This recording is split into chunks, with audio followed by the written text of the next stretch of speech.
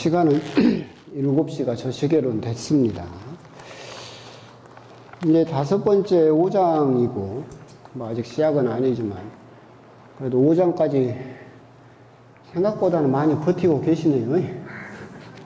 어느 본당에 가도 매주 이렇게 성경 강의를 하게 되면, 끝에 이제 밥이라도 안 주면, 밥이 있으면 덜 떨어져 나가는데, 끝나고 집에 가세요 그러면 거의 지금쯤은 밥만 남아 있어도 많이 남아 계신 건데, 그래도 아직까지 끈질기게 버티고 계시네요. 오늘은 화면이 조금 흐립니다. 원래 쓰던 빔 프로젝트가 저기 고장이 나버렸어요. 저것도 제가 올 때 진도에 통장에 돈이 하도 없어가지고 기림동 신부님한테 전화해가지고 나 하나만 사주세요 그래가지고 산 건데 3년 동안 별로 많이 쓰지도 않았는데 맛이 가버렸고, 그래서 조금 화질이 떨어지는 옛날 걸 가져와서 보니까 사진 같은 게 잘 안 보이죠. 그래서 사진 같은 걸 보시려면 오늘은 이 화면하고 여러분 강의록하고 똑같기 때문에 그림 같은 게 잘 안 보인다 싶으시면 강의록을 보시면 그림은 그래도 선명하게 나와 있을 것이다 라고 또 그렇게 알고 계시면 되겠습니다. 이제 5장부터 시작하겠습니다. 성부와 성자와 성령의 이름으로 아멘. 하늘에 계신 우리 아버지, 아버지의 이름이 거룩히 빛나시며 아버지의 나라가 오시며 아버지의 뜻이 하늘에서와 같이 땅에서도 이루어지소서. 오늘 저희에게 일용할 양식을 주시고 저희에게 잘못한 일을 저희가 용서하오니 저희 죄를 용서하시고 저희를 유혹에 빠지지 않게 하시고 악에서 구하소서. 아멘. 성부와 성자와 성령의 이름으로 아멘. 오늘은 5장이긴 한데 지난주에 4장 끝머리 2단락 정도는 못 했었어요. 그래서 그것까지 언급을 하고 5장은 사실은 분량이 많습니다. 그래서 하다가 또 1시간 차면 길게 안 끌고 하겠습니다. 오늘 이제 갈릴레아 가파르나움 고을로 내려가시오라고 되어 있는데 사진이 흐리죠. 여러분 강의로 보시면 가파르나움, 코라진, 벳사이다 이쪽이죠. 요르단강이 있고 갈릴레아 호수가 생성이 되고 아주 비옥한 지역이라고. 그래서 코라진과 벳사이다 이쪽은 이제 그 당시에 교육열이 랍비들의 학교가 집중되어 있었고, 그리고 또 가파르나움 그 당시에 경제적인 중심지, 그러니까 교육과 경제가 아주 그 당시에는 융성했던 지역이죠. 보기에도 입지 조건이 좋잖아요. 이쪽으로 이제 내려가셨는데, 그러면서 이제 당신이 이제 기적들을 하기 시작하시죠. 이 부분은 강론 때도 말씀드렸는데, 그 4장 지금 5장 아직 들어가지 않았고, 4장을 이렇게 보시게 되면 4장 31절부터 되는 회당에서 더러운 영을 쫓아내시다라고 하는 부분이죠. 더러운 영이 이야기를 합니다. 저는 당신이 누구시지 압니다 라고 이야기를 하고 있고, 그리고 41절에서도 당신이 그리스도임을 그들이 알고 있었기 때문이다 라고 이야기를 하고 있습니다. 즉 악한 영, 사탄이나 마귀들은 예수님이 누구신지 알고 있다 라고 이야기를 하고 있고, 여기에 대해서 예수님께서는 조용히 하여라, 용납하지 않으셨다라고 이야기를 대답을. 이 부분은 이렇게 생각을 하시면 됩니다. 여러분들이 지난 앞부분 강의에서 메시아 비밀 사상이라고 얼핏 들으셨을 거예요. 말하지 말라라고 하시는 거. 이것은 마르코 복음서의 어떤 중심 주제라고 그랬죠. 그래서 예수님께서는 특히나 마르코 복음에서는 순환받는 메시아, 순환받는 그리스도가 중심 주제이고, 그래서 당신이 그리스도이고 메시아이시다라고 하는 것이 정체가 언제 드러납니까? 십자가 위에서, 그리고 이방인이었던 백부장의 이불을 통해서 저분은 정말 하느님의 아들 그리스도이시구나라는 백부장의 고백으로 당신의 정체가 십자가 위에서 드러나게 되죠. 그래서 그 과정 중에서는 당신이 순환받고 있는 것을 말하는 것을 용납하지 않으신다라고 하는 것이 마르코 복음이 먼저 쓰였고, 마르코 복음의 영향을 받아서 마테오와 루카가 비슷한 시기에 쓰였기 때문에 마르코에 들어있던 사상이 루카복음에 고스란히 들어왔다라고 생각을 하시면 되겠고, 그렇게 조용히 하여라 라고 말하는 것을 용납하지 않으신 이유는 사탄들은 계속해서 예수님을 지상에다 멈추게 하려고 하는 거죠. 이 유대인들도 바랐던 것처럼 메시아가 오셔서 다윗 왕 때와 같은 왕국을 세워서 떵떵거리면서 살고 싶다라고 하는 메시아 사상을 유대인들이 가지고 있었었고, 사탄도 그렇게 하라고 유혹을 하고 있는 거죠. 그래서 예수님의 정체를 드러내버려 가지고 유대인들이 예수님을 왕으로 삼아서 다윗 때와 같은 왕국을 세우기를 사탄들은 원하고 있는 거죠. 그러게 되면 어떻게 되겠어요? 지상의 왕국은 수명이 있죠. 우리 인류 역사에서 지금까지 계속해서 수만 년 동안 있는 나라는 없죠. 나라는 망했다가 세워지고 망했다가 세워지고, 그러면 예수님 역시도 이 지상에다 왕국을 세우게 되면 잊혀져 버리죠. 그래서 지금 2000년이 넘게 있었지만 예수님이 지상에다 왕국을 세웠으면 2000년 동안 기억하겠어요? 못하겠죠. 그래서 사탄은 그렇게 예수님을 지상에다가 멈춰버리기를 계속해서 원해서 예수님의 정체를 드러내려고 하고 있고, 예수님은 그것을 거절하고 계시죠. 실제로 인류 역사에서 수만 명의 왕이 있었어요. 그래서 전 세계 사람들에게 기억하는 왕을 물어봤죠. 그래도 전 세계 사람들이 나름 전 세계에서 가장 많이 아는 왕, 여러분 우리들은 세종대왕이라고 유명한 왕이라고 생각하죠. 광개토대왕. 근데 미국 사람이 할까요? 모르죠. 전 세계에서 제일 유명한 왕은 알렉산더. 그리스 제국을 세웠던 그 사람은 전 세계적으로 그나마 사람들이 좀 알고 있다. 두 번째 왕은 인도의 아소카라는 왕이 있어요. 쿠션 왕조를 세웠던가. 이 사람은 불교를 융성하게 만들었던, 처음 들어봤죠? 아소카. 여기서부터 우리들은 잘 모르잖아. 그만큼 아무리 세상에 왕국을 세우고 전성기를 세우고 대제국을 세워봤자 결국은 다 잊혀져 버린다. 그걸 사탄은 원했던 거죠. 그래서 예수님이 잊혀져 버리기를 원했기 때문에 지상의 왕국을 세우도록 요구하고 있다. 알고 있다라고 하는 것은 저번에도 이건 강연 때도 말씀드렸죠. 알고 있다라고 하는 것은 두 가지가 있다. 무엇에 대해서 아는 것과 무엇을 아는 것이 있다. 구원은 어디에서 온다? 무엇을 아는 것에서 온다. 성경학자라든가 사탄도 그렇고 수많은 사람들이 예수님에 대해서는 우리보다 더 빠삭하게 안다라고 그랬잖아요. 예수님 혈액형이 뭐라겠어요? AB형, 뭔 O형? AB형. 성체 기적이 일어났던 그 성체 조각을 계속 검사를 해보면 공통적으로 심장의 살이에요. 성체 기적의 모든 그 성체들이. 그리고 혈액형이 전부 AB형으로 판별이 났어요. 그래서 주장하기를 예수님 혈액형이 뭐다? AB형이다. 예수님 띠가 뭔 띠다? 뱀띠다. 자, 예수님 혈액형이 AB형이 뭘 적어 그런 걸 알면 구원 받아요? 아니죠. 예수님에 대해서 성경학자라든가 사탄들이라든가 우리보다 많이 아는 사람은 엄청 많아요. 근데 예수님에 대해서 많이 알아도 우리 구원에 큰 어떤 중요한 포인트가 될 수는 없다. 아는 건 중요하겠지만, 그래서 우리가 교리도 배우고 지금 성경도 배우긴 하겠지만, 이걸 통해서 우리들은 뭘 알아야 된다? 예수님을 알아야 된다. 예수님을 아는 방법은 뭐라겠어요? 살아보면 된다고 했잖아. 살아보면. 여러분들이, 자매님, 형제님 알아요? 그래도 나름 알죠. 나보다 훨씬 잘 알잖아. 뭐 어쩐지. 왜 알아요? 살아봤으니까 알지. 그러잖아요. 여러분들이 여러분 남편이나 부인이나 자식을 알지. 내가 너는 안다. 어떻게 아냐면 살아보면 안다라고. 그래서 제가 농담처럼 그랬잖아요. 여러분들 일주일에 한 번 나를 딱 보면 진도 본당 신부님 키도 크고 잘생기고 목소리도 좋고 성격은 비단결이고, 근데 우리 어머니 나를 뭐라고 한다겠어요?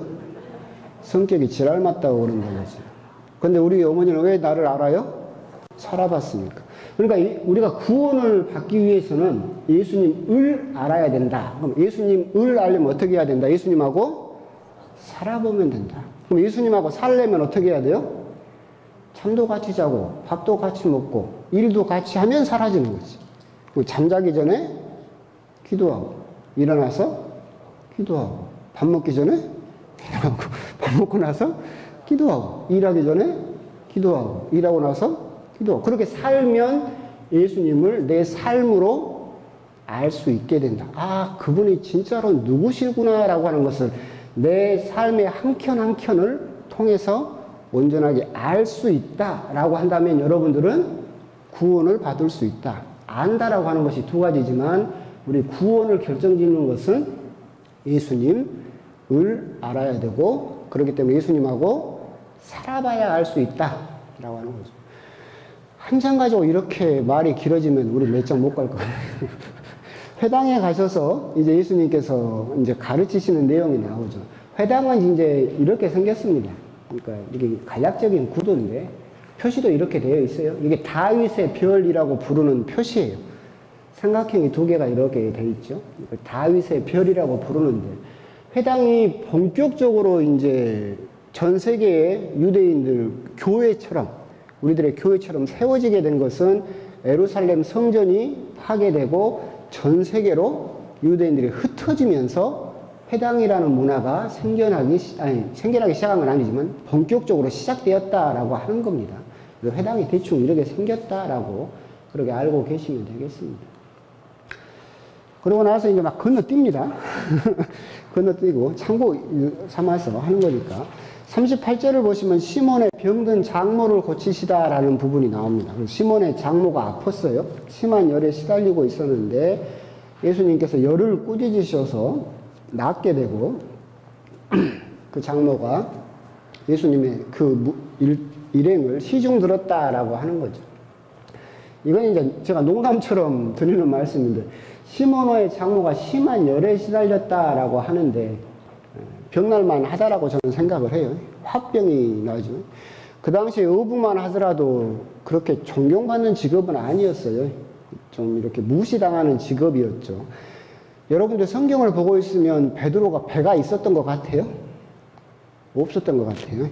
야고보의 아버지, 야고보와 요한 아버지 제베데오는 자기 배를 가지고 있었던 거. 그러니까 성경을 보면 야고보와 요한은 뭘 버렸어요? 아버지와 배를 버렸어요. 베드로와 안드레아는 뭘 버렸어요? 그물을 버렸어요. 그러니까 장모가 보기에는 직업도 변변치 않은데 그리고 바다 나가서 뱃일을 하는데 언제 죽을지도 모르고 배도 없고 가난하고 근데 이 사이란 놈이 누구를 따라다녀요 이제? 예수란 사람을 따라다녀요. 그럼 가정은 어떻게 하라고? 그래도 물고기라도 잡으면 그래도 돈이라도 벌고 처자식이라도 먹여 살리는데 예수님 좋다고 쫓아다니면 이 처자식은 어떻게 건사할 거야. 그래서 화병이 날만 하지. 근데 막상 예수님을 딱 만나게 되니까 어떻게 돼버렸어요? 해결돼 버린 거지. 아, 정말로 네가 그렇게 따를만 하구나라고. 이건 제 생각입니다. 화병이 날만 했을 거예요. 이 부분에서 이제 청년들이 질문하는 부분들도 이거예요. 시몬의 장모가 가파르나움에서 일어난 일입니다. 예수님께서 공생활 중에서 복음 선포는 가파르나움에서 많이 하셨고, 가파르나움을 중심으로 많이 하셨고, 가파르나움에 이제 시몬의 집이 있었는데 아마 처가살이 했겠죠. 장모한테 얹혀 살아서. 근데 장모라는 단어를 보고 그럼 베드로가 결혼했었나요? 물어보면 결혼했었죠. 베드로는 결혼을 했습니다. 그래서 사실은 결혼과 독신제가 초기에는 혼재했었어요. 베드로는 결혼을 했죠. 바오로는 안 했어요. 예수님은 안 했죠. 그래서 초세기에 12사도를 보더라도 결혼한 사람과 결혼하지 않은 사람이 혼재되어 있었었고 초기 교회도 그렇게 결혼한 사람과 결혼하지 않은 사람이 혼재되어 있었어요. 사제라든가 이런 사람들도. 그러다가 이제 최초로 386년에 교황께서, 시리치오 교황께서 독신을 지켜야 된다. 사제는 독신해야 된다라는 이제 엄명을 내리셨고, 이게 교회 법으로 정립된 것은 이제 그레고르 7세 교황이 의무화를 했어요. 모든 사제는 독신제를 지켜라 라고 의무화를 했죠.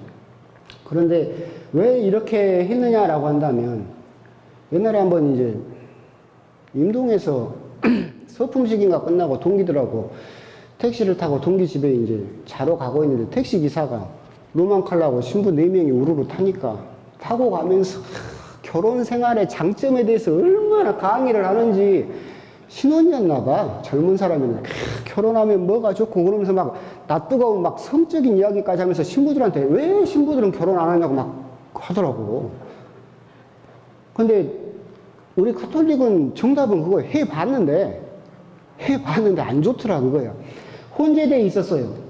그랬더니 지금 교회 목사님들의 일부, 자기들은 일부라고 그러죠.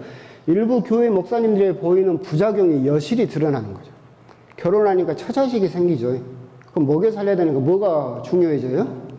돈이 중요해져요. 그러면 시골 본당 신부를 해야 돼요? 큰 도시 본당 신부를 해야 돼요? 큰 도시 본당 신부를 해야지. 그러면 시골에서 큰 도시로 옮겨가려고 하고 돈을 탐내게 되고, 그리고 처자식이 있으면 자기가 그때는 성당 본당 신부하면 종신이었어요. 지금처럼 임기로 옮겨 다니지 않았으니까. 그러면 하게 되면 이 지위를 또 누구에게 물려주고 싶어요? 자식한테. 지금 일부 교회 목사님들이 보이는 똑같은 부작용이 결혼을 시키니까 나와버린 거지. 그래서 독신으로 이렇게 막아버렸다라고 그렇게만 알고 계시고, 우리 카톨릭도 다 해봤는데, 개신교에서 뭐라고 한 것도 우리들은 사실은 다 해봤어요.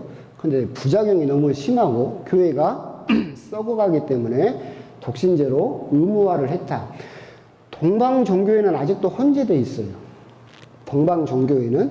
그래서 신학교를 들어갈 때 내가 독신을 지킬 건지 결혼할 건지를 선택하라고 해요. 그리고 나서 한 번 선택했으면 끝. 2번 바꾸는 건 없어요. 그 대신 고위 성직자라고 말하는 주교품 이상은 독신 사제만 임명이 돼요.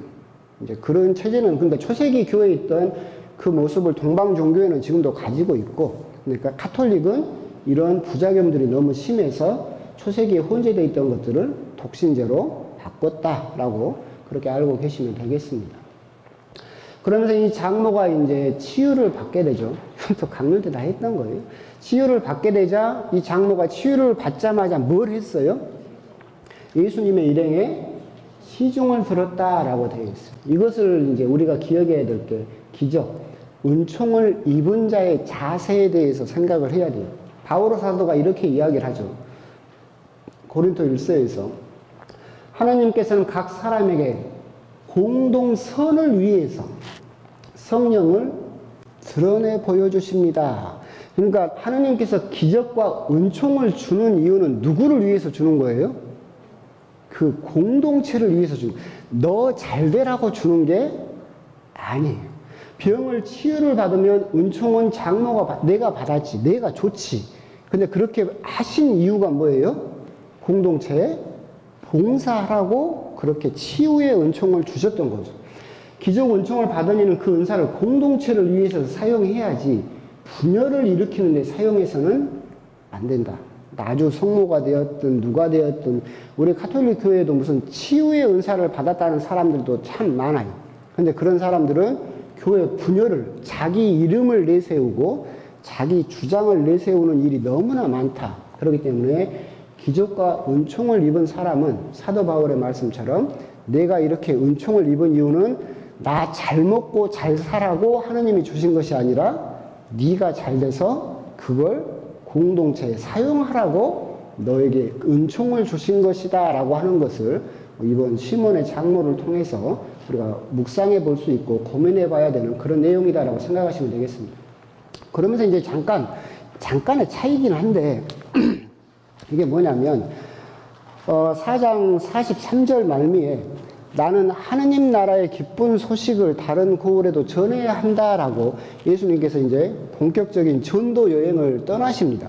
그래서 하느님 나라라고 했어요. 이건 이제 살짝 다른 차이인데 루카 복음은 하느님 나라라고 표현을 하고 있고 마테오 복음은 이걸 하늘나라라고 표현을 하고 있다. 그 차이가 약간 단어의 차이가 있다. 하늘에 계신 우리 아버지 라고 하면서 우리들은 하늘을 마치 이걸 공간적으로 생각하면 안 되는데, 그래서 약간 단어의 차이가 있다라고 하는 것이다. 하느님의 나라는 그 본래적인 의미는 하느님께서 직접 다스리는 나라. 그러니까 하느님께서 나와 함께 하고 계신다라고 하는 것이 완전하게 느껴지는, 하느님의 왕권이 느껴지는 나라를 하느님 나라라고 하고, 이게 조금 피상적이죠. 하느님이 눈에 안 보이잖아. 그래서 마태오복음 이걸 눈에 보이게 표현을 했죠. 뭐라고?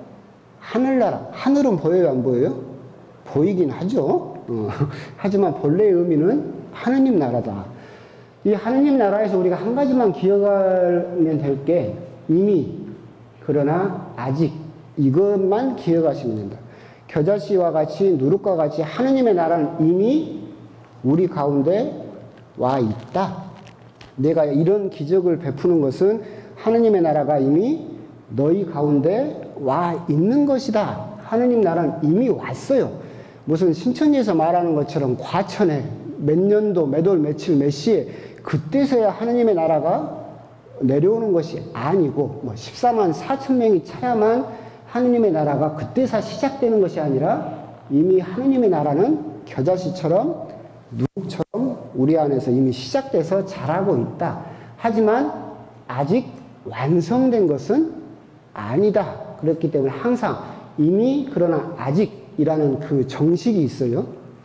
그걸 우리들은 기억할 필요가 있다. 이것을 이제 여러분들이 요한묵시록을 보게 되면, 요한묵시록 맨 끝절, 요한묵시록 맨 마지막 절에 마라나타라는 말로 되어 있어요. 여러분들이 요한묵시록을 보게 되면 참을성 있게 거기까지 가시는 분들은 없죠. 근데 집에 가셔서 성경 맨 끝이죠. 요한묵시록이니까 성경 맨 마지막 페이지, 맨 마지막 줄을 보면 마라나타라고 되어 있는데, 특이한 게 뭐냐면 띄어쓰기가 되어 있잖아요. 마라나타를 그대로 붙여놨어요. 왜 그러냐면 마라나타, 여기서 끊으면 오셨다예요. 이미죠. 이미 오셨다. 근데 마라나타라고 여기서 끊으면 오소서, 뭐예요? 아직 완성된 것이 아니다. 그렇기 때문에 성경 마지막에 마라나타를 일부러 띄어쓰기를 하지 않았다. 그래서 이 마라나타 역시도 이미, 그러나 아직을 고스란히 반영하고 있다. 마라나타. 이미 우리 주님은 오셨습니다. 마라나타. 그러면 어서 오소서라는 그런 의미를 가지고 있다. 그렇게 또 하느님 나라를 여러분들이 참고 삼아서 아시면 되겠습니다. 똑같이 이미 해버렸네. 강의로 보면 겨자씨가 이만합니다. 지난주에 겨자씨를 직접 가져오신 분도 계셨는데 깨알 반쪽이 아니라 깨 4분의 1이나 할만해요. 겨자씨. 이미 시작되었고 성장하고 있으며 완성될 하느님의 나라. 그 부분은 이제 여러분이 강의를 통해서 묵상하시면 좋겠습니다. 하느님 나라에 대한 희망을 포기하는 순간 우리는 이 세상의 덫에 걸려버릴 것입니다. 라고 하는 거. 하느님의 나라를 우리가 잊어버리게 되면 이 세상의 수많은 유혹과 욕심에 걸려버리게 된다라고 하는 거. 이 하느님의 나라를 그렇다면 누가 키워야 돼요? 우리가 키워야 된다라는 의미죠. 그 다음에 이제 겟네사렛 호숫가에 서 계시고, 이것은 이제 5장이 이제 시작되었습니다. 5장이 시작되었고, 겟네사렛 호숫가에 서 계셨다. 갈릴레아 호수가 겟네사렛 호수 뭐 이렇게 그 언저리니까.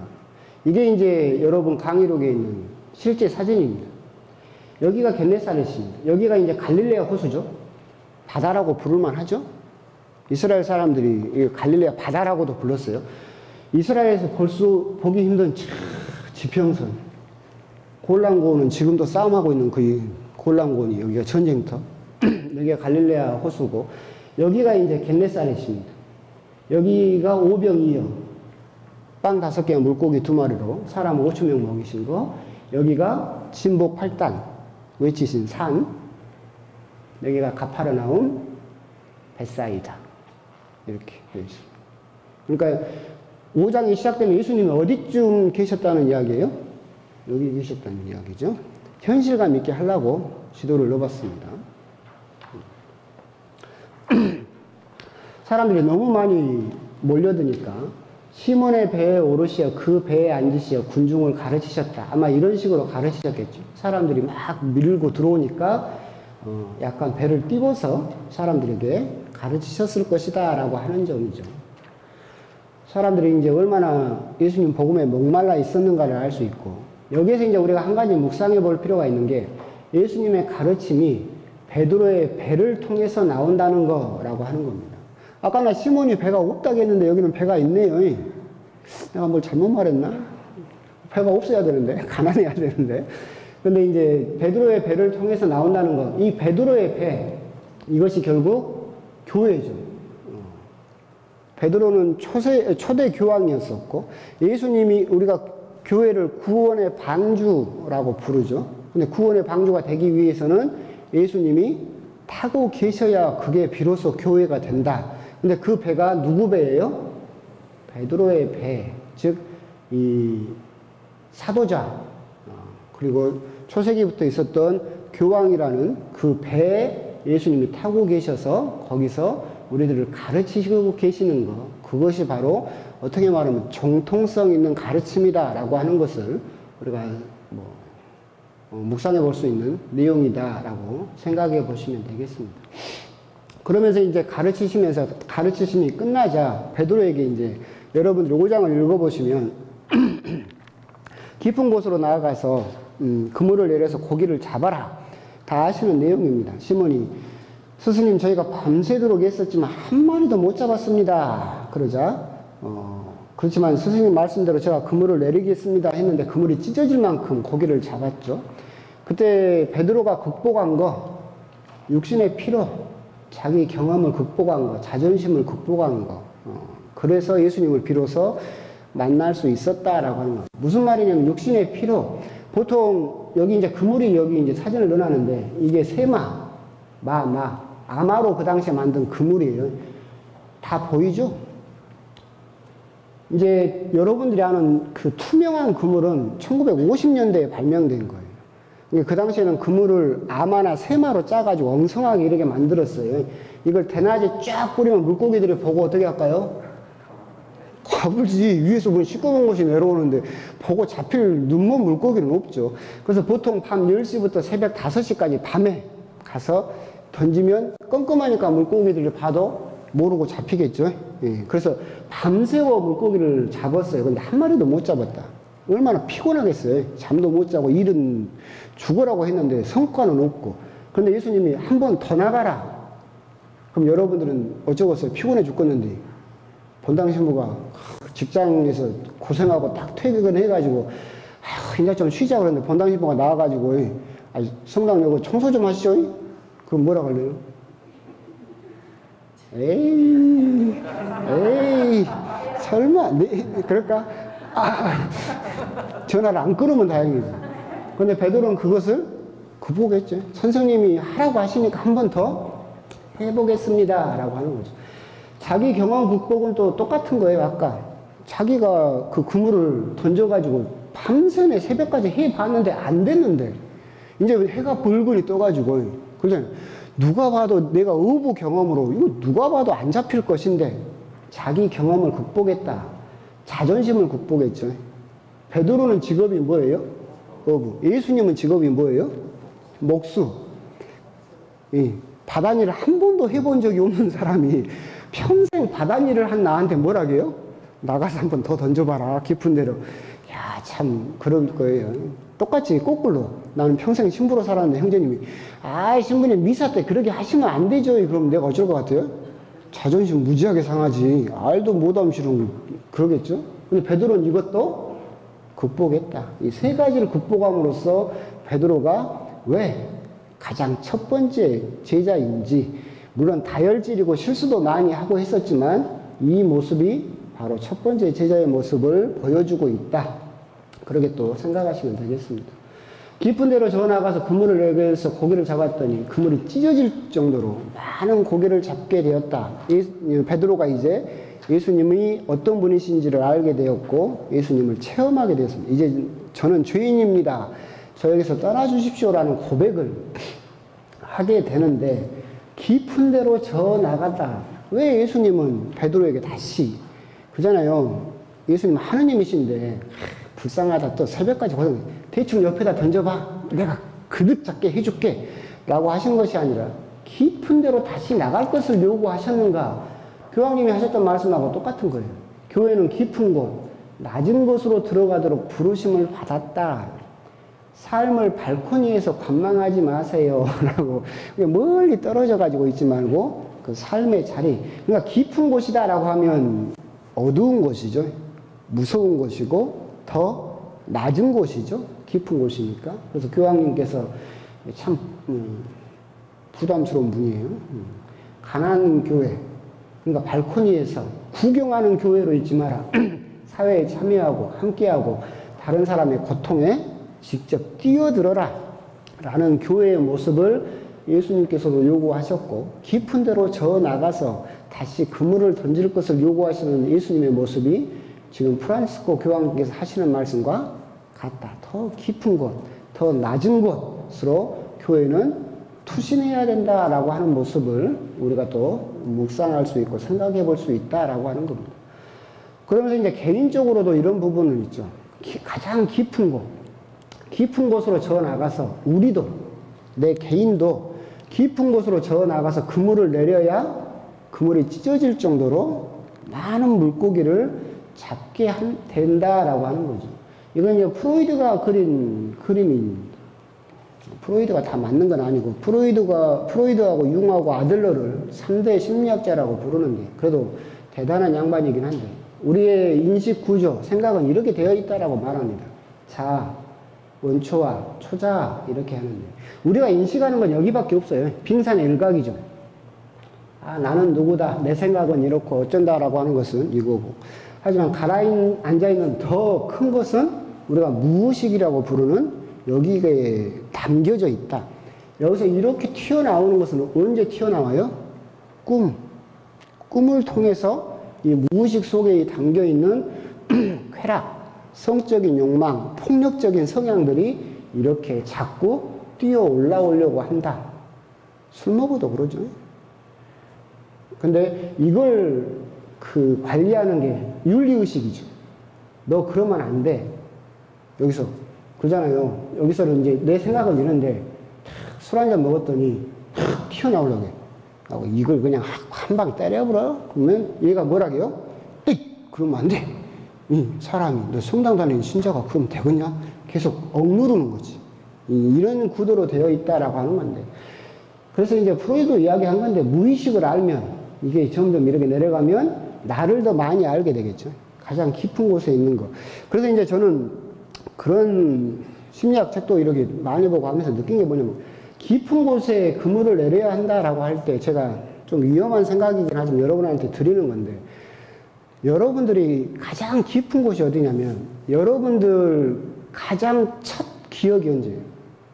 여러분들의 가장 첫 기억이 뭐야? 그냥 떠올리지 말고 사람은 4살, 5살 사이에 기억에 단절이 있어요. 그래서 대부분의 사람은 4살, 5살에 그 이전 기억을 잘 하지 못해요. 막아버려요. 묻어버리죠. 이때는 자아가 아직 발전하지 않았어요. 그래서 본능만이 존재하죠. 애기들은 그러잖아요. 구강기, 항문기, 성기기 막 거친다고 그러잖아요. 눈에 보이면 너불고 말이 오면 싸고 본능에 있죠. 그래서 4살, 5살이 되면서 자아가 등장하기 시작하면서 이걸 막아서 숨겨버리죠. 그런데 이 과정 중에 그럼에도 불구하고 여러분들이 기억하는 첫 기억이 있어. 이게 뭐냐면 여러분들이 누군지를 알 수 있어. 여러분들의 첫 기억을 알게 되면 아, 내 성격이 지금 왜 이렇게 형성이 됐는지. 그러니까 곰곰이 생각을 해봐야 돼. 그냥 이 깊은 곳에 있는 건데 모르겠다. 이게 그럼 잡혀요, 이게? 안 잡히지. 깊은 데로 저 나가야 될까요? 끊임없이 고민을 해요. 나의 첫 기억이 뭘까? 그게 여러분들의 삶의 가장 큰 열쇠예요. 여러분들의 성격이라든가 여러분들의 어떤 편향이라든가 내 성격이 왜 그렇게 형성되었을까의 가장 큰 열쇠가 여러분들의 첫 기억이에요. 심리학 공부를 하다 저도 그래가지고 저의 첫 기억이 뭔가를 막 떠올려 봤는데 발견해냈어요. 말은 못 해주지. 그건 내 가장 깊은 곳에 있는 본능의 씨앗이니까. 그러고 나니까 내가 왜 이런 성향을 가지게 되는지가 이해가 되더라고. 그러니까 자기 자신을 그래서 더 많이 이해할 수 있으면 어떻게 돼요? 자기 자신을 더 많이 수용할 수 있고 받아들일 수 있어요. 합리화를 한다는 뜻이 아니라 옛날에는 왜 그런 반응을 보이는지도 모르고 성질을 내. 왜 그렇게 하는지 내가 왜 그러는지 모르겠는데 짜증내고 막 화를 내. 근데 돌아보니까 뿌리가 거기 있었다는 것을 알게 되면 어떻게 돼요? 내가 그런 꼴에 그런 모양의 사람이구나. 그렇게 알게 되면 자기 자신을 더 사랑할 수 있게 돼요. 그럼 자기 자신을 더 사랑하는 사람은 뭘 할 수 있어요? 이웃을 더 사랑할 수 있어요. 내 꼬라지가 이렇구나. 그럼 네 꼬라지는 뭘까? 그러면서, 그러기 때문에 심리학을 공부하고 성격 테스트를 하는 거예요. 그거예요. 요즘 MBTI를 하고 막 하는데, 애니어그램도 하고 하는데, 그것은 내 성격이 뭐다라고 해서 합리화를 갖자는 게 아니에요. 내 성격을 들여다보면서 누구를 이해하고 싶은 거예요? 다른 사람을 이해하고 싶은 거예요. 자기 자신을 사랑할 수 있는 사람만이 다른 사람을 사랑할 수 있어요. 그죠? 내가 참 허점이 많구나. 내가 참 허물이 많은 사람이구나. 내 안에 그런 깊은 시꺼먼 어둠이 가장 중심부에 도사리고 있구나라고 하는 것을 깨달을 수 있으면 다른 사람도 이해할 수 있지. 그러게 되면 나에 대한 이해가 타인에 대한 이해로 폭이 넓어지고 타인에 대한 이해가 어디까지 넓어져요? 하느님의 이해까지 넓어질 수 있어요. 그렇기 때문에 자기 자신을 사랑할 줄 모르는 사람은 이웃도 사랑하지 못하고 하느님도 사랑하지 못해요. 그래서 이제 이런 부분도 생각을 해볼 필요가 있는데 이게 쉽게 되는 건 아니에요. 긴 시간 동안 어떻게 말하면 화두처럼. 근데 이제 70 넘고 그러셨으면 그냥 사세요. 이제 와서 발견해서 뭐 하려고. 저기 이제 소리나 좀 젊은 사람들이나 한번 발견해 보고 이제 뭐 바꿀 것도 아니고. 근데 이제 자기 자신을 이해하는 데는 깊은 곳에 그물을 내려서 건져 올리게 되면 사실 영성적으로도 큰 것을 건질 수 있다라고 하는 부분은 참고 삼아서 말씀드리는 부분입니다. 옛날에는 프로이드의 심리학의 한계가 참 많았어요. 그래서 공부를 하면서 반 프로이드 이론도 많이 나오고 프로이드의 이론이 굉장히 많은 허점이 있구나라고 했는데 그래서 아까 말한 융도 나오고 아들러도 나오고 메슬로우도 나오고 수많은 심리학자들이 나왔어요. 근데 개인적으로 그런 걸 공부하다가 요즘은 그런 생각이 들어요. 결국은 프로이드가 더 맞는 것 같다. 왜 그러냐면 옛날에도 말씀드렸는데 우리 안에는 아직도 철없는 어린아이가 있어요. 아직도. 우리들은 겉모습은 어른이고 그러지만 내 자신을 곰곰이 들여다보고 하게 되면 아직도 철없는 어린아이가 이 안에 살고 있어요. 그리고 어렸을 때 받은 영향이 결국은 내 인생 전반의 심리를 다 결정지어 버리더라고요. 그러니까 다른 이론들은 사람 성격이 변할 수도 있다라거나 여러 가지 모습으로 나타날 수도 있다고 하는데 프로이드가 많은 허점 중에서도 제일 중요한 게 뭐냐면 어렸을 때 부모님과의 관계 안에서 형성된 그 심리가 결국은 내 모든 심리를 이해하는 열쇠다라고 하는데 곰곰이 보고 있으면 저는 그게 더 맞는 것 같아요. 왜 그러냐면 신자들을 보고 있으면 그게 느껴져. 아무리 귀걸이를 화려하게 하고 화장을 열심히 하고 명품을 입었어도 이 안에 어린아이가 하나 살고 있는데 어렸을 때 부모님에게 사랑을 받지 못하고 엄격한 아버지라든가 그런 모습을 그런 어린아이가 들어있으면 이게 어떻게 돼요? 튀어나와 버려요. 말이나 성격으로 팍 튀어나와 버리죠. 그러면 깜짝깜짝 놀랄 때 굉장히 겉모습은 교양 있게 보이고 우아하게 보이는데 갑자기 어떤 스트레스 상황이 닥치면 이제는 뭐가 사라져 버려요?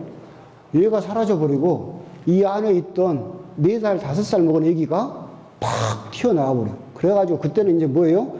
본당 신부고 본당 수녀도 소용없어, 이제 막. 그잖아요. 그러게 되는 모습을 많이 봤을 때 어떤 경우는 우리가 어렸을 때 받은 그 심리가 결국은 우리 모두 내 자신의 인생 전반에 걸친 꼬여있는 이 심사를, 꼬여있는 이 심사를 해결하는데 참 도움이 많이 되는 것 같다라는 생각도 듭니다. 그래서 그런 거 해서 제 강의 중에 하나가 애니어그램 강의가 있어요. 애니어그램 성격 테스트 해가지고 하는 거. 그 프로그램을 만들었어요. 제가 안 팔려요. 망했어요. 시간이 너무 많이 걸려요.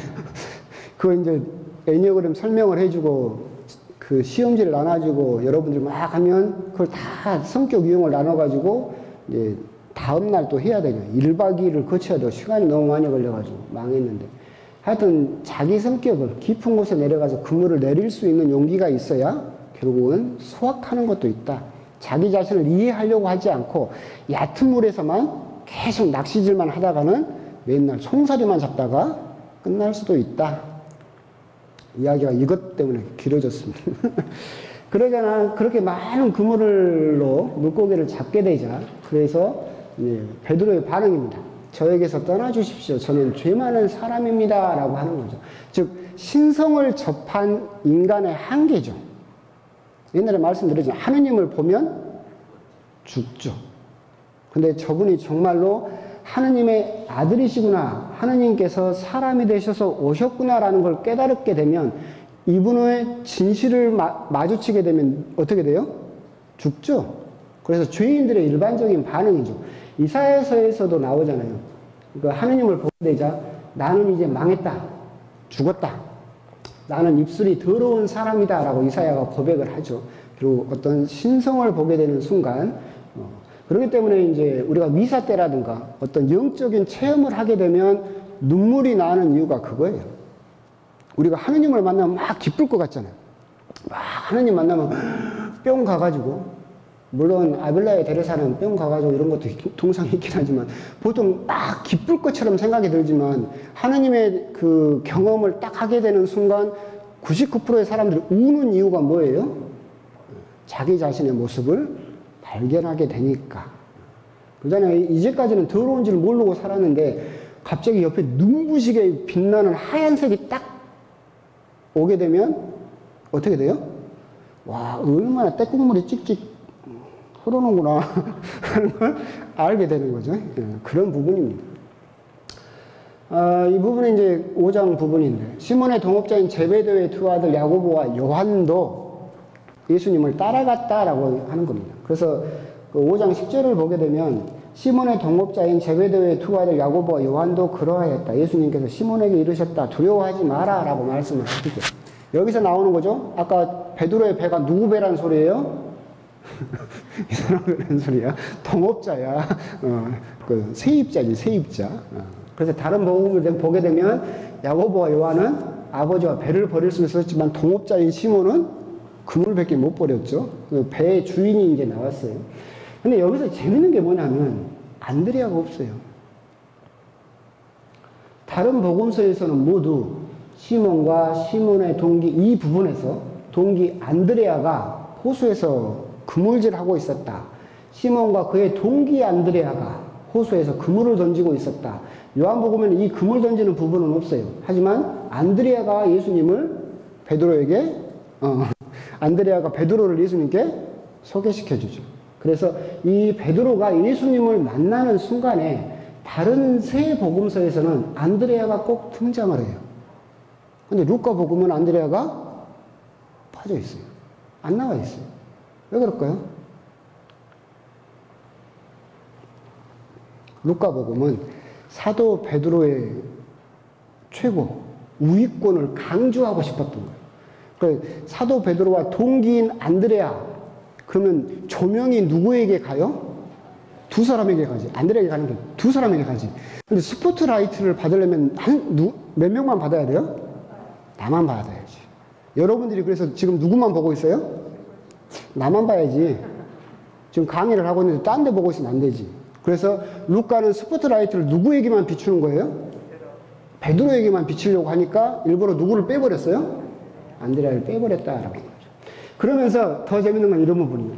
그래서 루카는 사도 베드로에게 스포트라이트를 막 집중시키기 위해서 마르코 복음에 있는 내용들을 빼버려요. 안드레아도 만나는 순간에 살짝 빼버리고, 그리고 나서 빼버리는데 뭐냐면 베드로가 꾸중 당하는 부분은 다 빼버려요. 걸렸어. 잠자다 걸렸어. 그러니까 마르코 복음에는 베드로가 예수님에게 꾸중을 당하는데, 루카 복음은 베드로가 스포트라이트 주인공이 돼야 되니까 다 빼버렸죠. 예수님께서 베드로를 꾸짖으시, 사탄아 내게서 물러가라. 너는 하느님의 일은 생각하지 않고 사람의 일만 생각하는구나 라고 베드로가 엄청 꾸중을 듣죠. 루카 보면 이걸 어떻게 해요? 샥 빼버려요. 예. 그리고 나서 잠자는 베드로, 여기도 자는구나. 잠자는 베드로를 책망하신, 시몬아 자고 있느냐, 1시간도 깨어있을 수 없더란 말이냐 라고 베드로가 꾸중을 듣죠. 이것도 루카 보면 어떻게 해요? 샥 빼버려요. 그래서 베드로가 실수를 하지 않은 것처럼 다 축소를 하고 있죠. 그래서 그렇게 하는 이유가 뭐냐? 안드레아가 빠지고 이렇게 꾸중 듣는 이유가 빠진 이유는 루카복음은 사도 베드로에 대한 우위권, 제자단 사이에서도 누가 더 높으냐라고 싸우고 있을 때 누가 높다라는 거예요?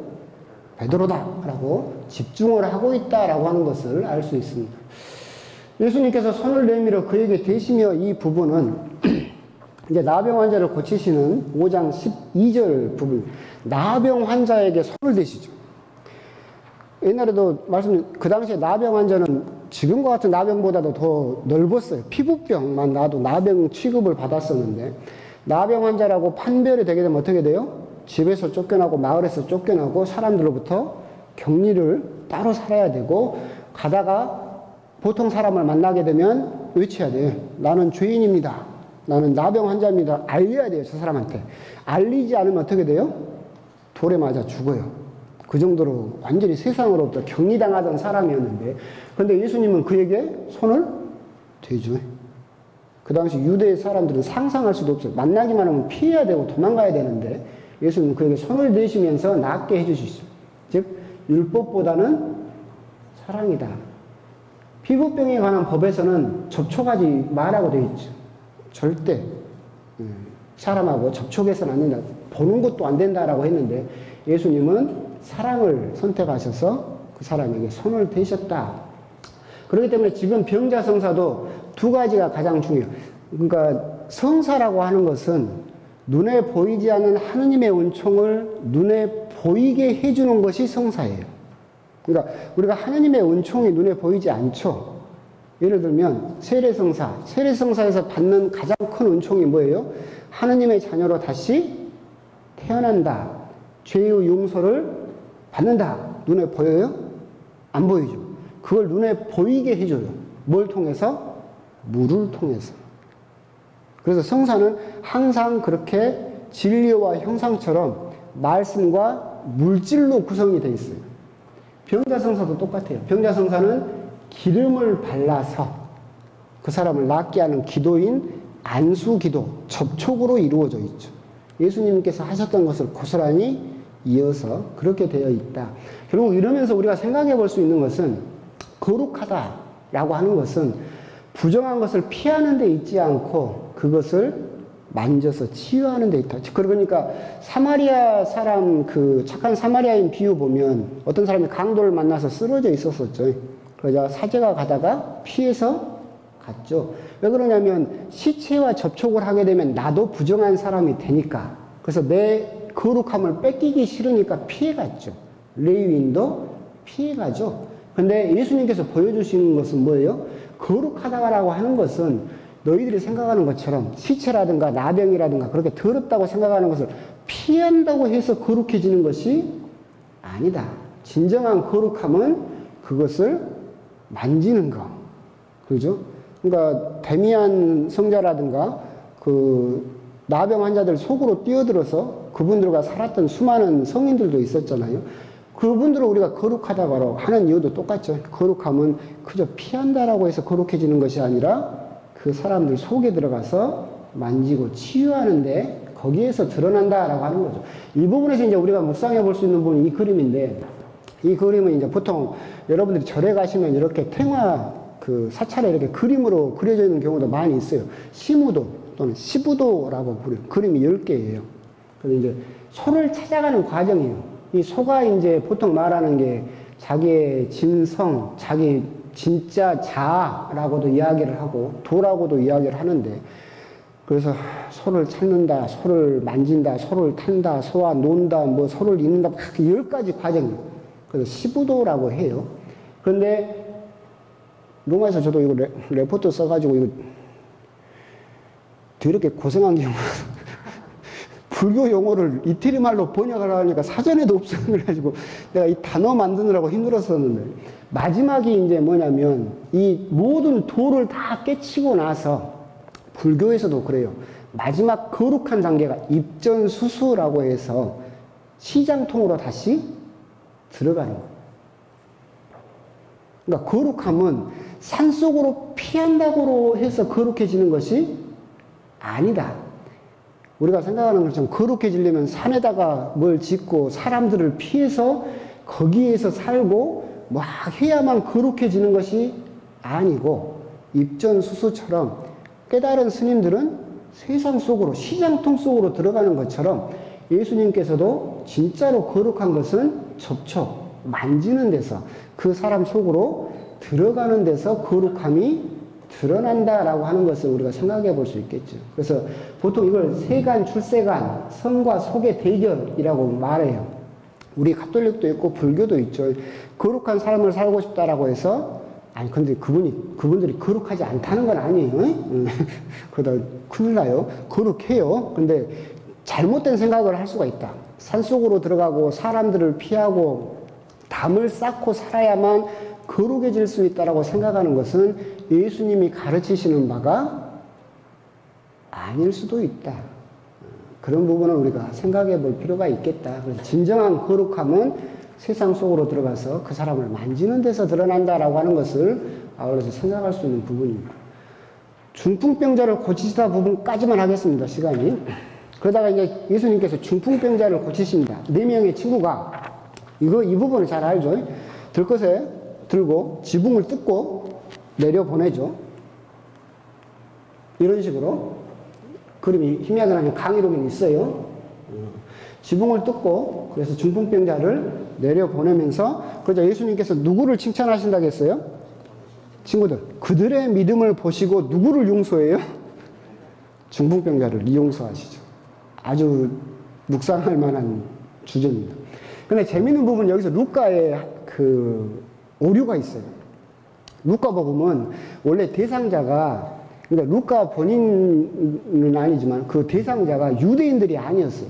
거기 이스라엘에 살던 사람들이 아니었죠. 그래서 루카복음을 보게 되면 지붕으로 올라가 뭘 벗겨낸다고 되어 있어요?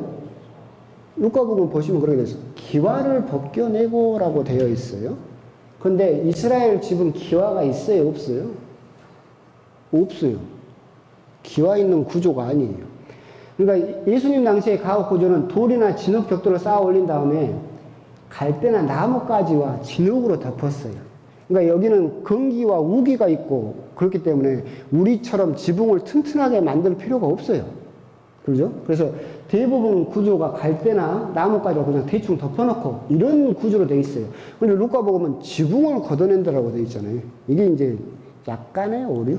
루카복음. 왜 그러냐면 루카를 쓴 분도 이스라엘을 안 가봤겠지. 그죠? 그래서 내가 살던데 이방인 지역에서 지붕을 보니까 지붕에가 뭐가 있어요? 기와가 있네? 그럼 저기를 뚫고 들어가려면 어떻게 해야 돼요? 아, 지붕을 걷어내야겠구나. 그래서 오류가 우리 어머니가 하품하셨어요. 그만하래요. 여기까지만 한다는 게임. 그래서 이제 제일 중요한 부분은 이번이죠. 이건 이제 우의적인 해석이라고 그러는데 알레고리적 해석이라고 하는 거예요.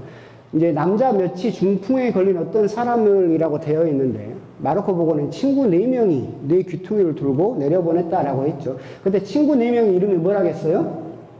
마르코, 마테오, 루카, 요한.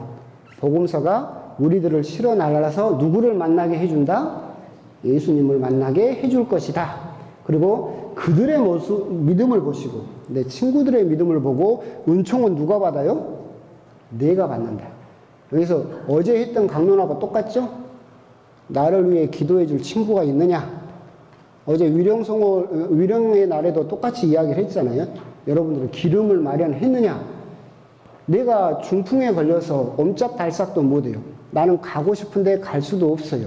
그런 나를 이끌고 예수님을 만나게 해줄, 나를 위해서 기도해 줄 사람이 있느냐. 근데 정말 재밌는 게 뭐냐면 누구를 칭찬한다겠다고? 나를 위해서 기도해 주는 사람을 보고 누구를 치유해 줘요? 나를 치유해 준다. 어제하고 똑같아요. 기름을 마련하면 하나님이 뭘 보고? 기름을 보고 나를 칭찬해 준다. 그래서 나를 위해서 기도해 줄 사람이 있는가? 그 부분은 잘 생각해 보시고. 그래서 어제도 말씀드렸지만 누구에게 잘해라?